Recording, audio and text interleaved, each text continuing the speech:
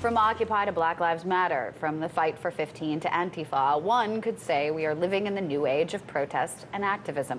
But while marching in the street is an important and vital component to bring attention to a cause, many are starting to wonder what comes after the marching, the signs, and the bullhorns.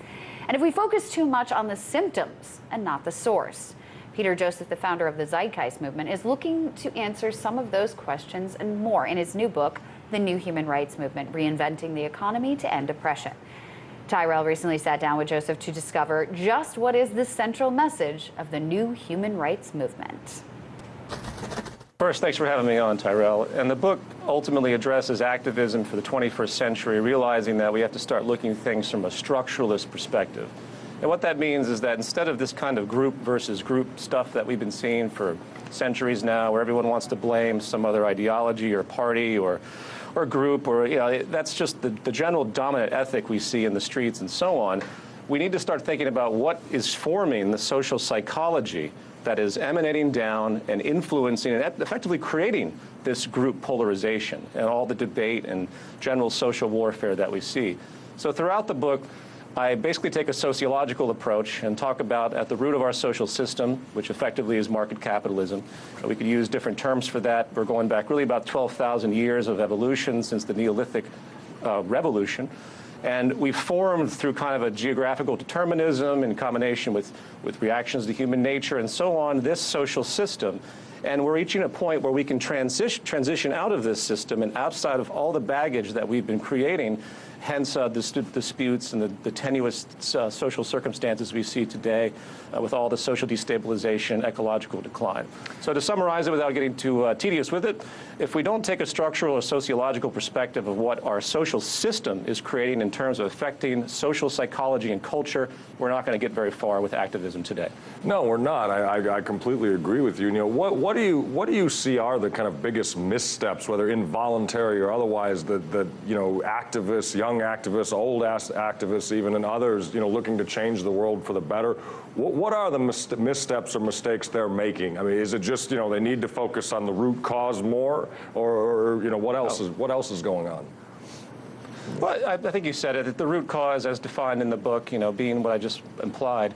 But I'd break activists into three groups. You have the communicative activists, those that are talking about the problems, exposing the corruption of the world, and effectively 95% of the activists fall in that category. Then you have the kind of protest activists, the people that engage in civil disobedience, that are trying to push things forward, like the historical American civil rights movement, which is very effective. And then you have solution activists, and that's something that I think is limited. We're not seeing many solution activists. We see people pushing referendums and political change, and the Bernie Sanders, and people that are trying to do something a little bit different, but none of it's really focused in the way that it should be. And I think that comes down to just, honestly, a general ignorance. We haven't been taught how to think in terms of sociology. It takes a great deal of compassion. I want to throw this out there. When you look at the world and you look at people that you don't like or groups that you don't like, that you feel are criminal or inhumane and so on, we want to demonize them, but we have to ask where they came from. And people don't just arise. I mean, there are tendencies for social and psychopathology that have genetic predispositions. We know that. But that doesn't explain the severity of how much social distortion we see out there in the world today, especially with the rise of the Trump administration and all this new xenophobic in-group, out-group stuff that unfortunately is just going to accelerate as things go on. So to answer your question, we really have to focus on the root cause, that being looking at the incentives of our system. And until we do that, again, we're not going to progress very far. And that's my next question is how do we start doing that? How do, these three groups of activists, or just anyone looking to, like I said, kind of make the world better and start helping their fellow man? Because it does all come from the heart first, and I think most people wouldn't, could never argue about that. How do we make that step forward? How should people start saying, I don't like these people over here, got to love them first, but I do want to change the world. I do want to, change these problems and things like that. How do they make that next jump? Well, broadly speaking, it's focusing on attributes that would change the incentive structure and effectively the social psychology coming from our social system. That's a big sentence, obviously. Yeah. I break it down in my book into 5 major transitions. First, you have to move from this, broadly, you have to move from a competitive system to a collaborative system. And in doing so, there's 5 basic things that logically are apparent today. The first is you move from a property system to an access system. We see this today with the kind of Uber phenomenon and a kind of inching into the sharing economy, they call it. It's not legitimately sharing, it's more of a consumer-based renting system. But we see that, for example, if everyone used what will eventually be automated automobiles in an Uber type of context, I use Uber as a brand, but you know what I'm saying, access to a car service, I'm not here to promote Uber, is basically you would reduce traffic and you would reduce pollution exponentially if everyone had a sharing system. So it makes more logical sense technically to have a sharing system which also supports collaborative values.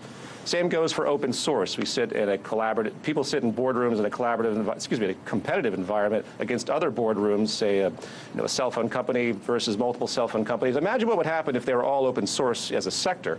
And instead of this wasteful, planned obsolescence, inefficient, driven innovation, where people are constantly reproducing the same things over and over, trying to gain market share from the public, they actually came together and they allowed the public to access that information, contribute to open source, and you ended up with literally a participatory economic system. Now, those are two examples. I don't want to ramble too far on, but these are ways we can adjust our society to support effectively the opposite of apathy, the opposite of inhumane behavior. Because at the root of it all is our economic involvement. People forget about that because we're groomed into, I'd say, in fact, advancements in neurobiology have shown that we wire our brains particular ways based on habituation. That's common understanding. And when people are born and they watch their parents compete and they suffer in economic deprivation or extreme wealth, because that changes people's psychology too, they culminate this general psychology and it becomes wired in their minds.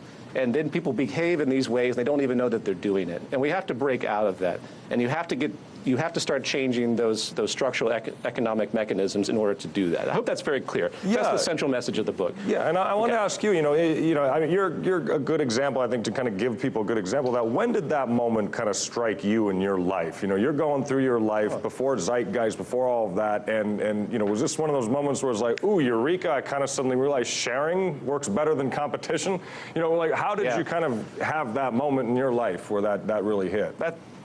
That's a hard thing to pinpoint. I will point out, just so people that don't know my background, I come from, apart from being a musician and things that I'm very loyal to, I think work for personal development as a meditation for me, but I actually came from marketing and Wall Street equity trading. So I've been in two of the darkest worlds that really exist on this planet in terms of what the market system has produced. And I came out of that, especially studying economics and especially studying sociology eventually, and the great thinkers that took a systems approach to the world, the complexity theory, you could call it, people like R. Buckminster Fuller. And it was around, Zeitgeist, the first film that I made, was actually more of an us against them type of piece, because that was still my state of mind. It wasn't until after that that I really started to investigate what was going on that I realized that we can't blame groups anymore. We have to look at what's incentivizing things. So I'd say it was around 2008 when I made Zeitgeist Addendum, which all those films are available for free, by the way, if anyone wants to check them out. Yeah, they're interesting films. And actually, I kind of wanted to ask you this because when you read about, the criticisms of Peter Joseph and your ideas, because that's usually people kind of jump to tear down. They'd rather tear down the person than the idea because, it's harder to compete against ideas. But one of the other things I want to ask you about is you kind of, the Zeitgeist movement came on as a massive movement, lots of followers. You had some brilliant, weekends of, kind of music and speech and sharing of ideas. You put out these documentaries. But over the years, apart from the awareness that it built up, a lot of people would say you didn't see much change come out of that, actually. You didn't see, it was kind of people went, but they didn't carry it over. How do you respond to that kind of criticism, whether the Zeitgeist or that criticism in general, where, oh, it's nice to have the weekend and the festival, or the thought, but, where do we actually then see the change step in? Where do we see the action?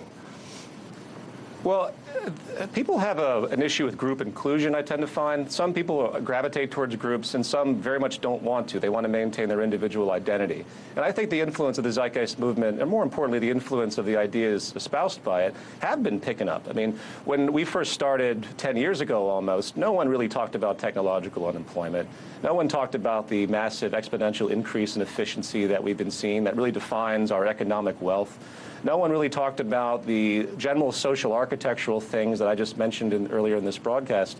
So I think while the movement itself has maintained a pretty steady state over the past 5 years, it probably peaked in its public mainstream awareness, I would say, around 2011, 2012. I don't see it as anything more than seed planting. So I think if you look at public conversation and what's happening in a lot of the intelligentsia out there, whether it's related to the movement or not is really kind of irrelevant. But I think we're part of a larger trend. And it's going to have to take hold, at least to some effect, hopefully fairly soon. I mean, I'll be honest with you, though. I've seen a regression. I mean, I will admit that. With the rise of the Trump administration, I mean, we had two different paths here. We had the xenophobic Trump backwards kind of environment where people want to go back to this closed sense. And then we had this emergence of a more of a social psychology-based position where we wanted to base things on a Norwegian kind of economic policy, such as the Bernie Sanders camp. And unfortunately, we went down the wrong path. As far as I'm concerned. So are things progressing on that level? Probably not. But in the broad scheme, there are a core group of us that do know what we need to do. And I think it's just a matter of time before people realize that the wrong direction has been taken, at least in America.